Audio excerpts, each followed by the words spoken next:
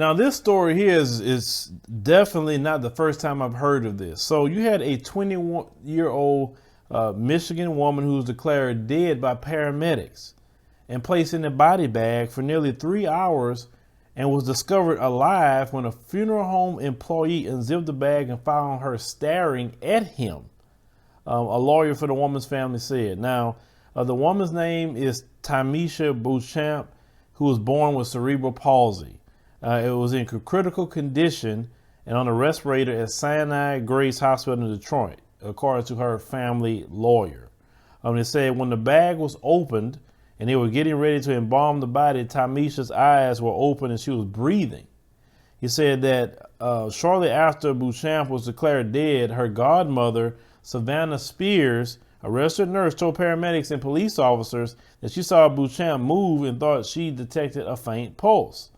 At the time, they said that they told her the movements were involuntary.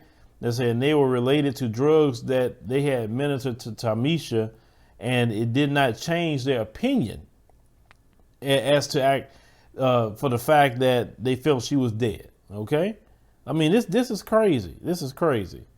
So they said that the incident unfolded on a Sunday morning at Beauchamp's home. Okay.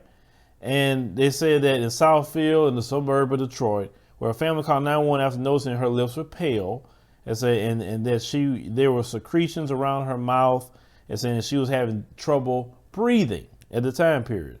So they called the paramedics out around 7:34 a.m.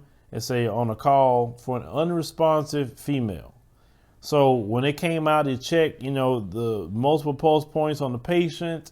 They said they checked everything, vital signs. They said 3 times, including the ones after Beauchamp's godmother told them she thought she saw her move. They said the emergency crew, 2 firefighters and a paramedic, said that they tried life-reviving measures on Beauchamp for 30 minutes. They said, and had the medical information on Beauchamp and was relayed to an emergency department physician at Ascension Providence Hospital in Southfield, where Beauchamp was pronounced dead based on the given information. Okay, this is crazy. So they pronounced this sister dead, and she wasn't dead, and went through all these different people.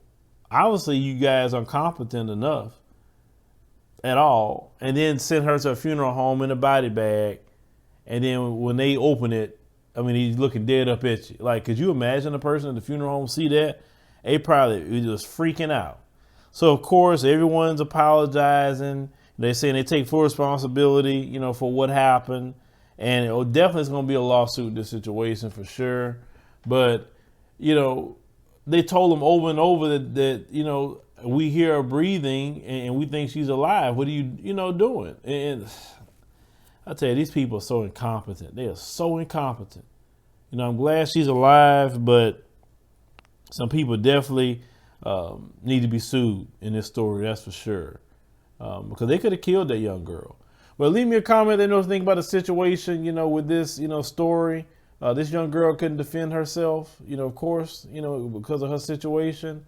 But, she is alive, and I'm glad that the funeral home director didn't just start cutting and embalming her when she was alive.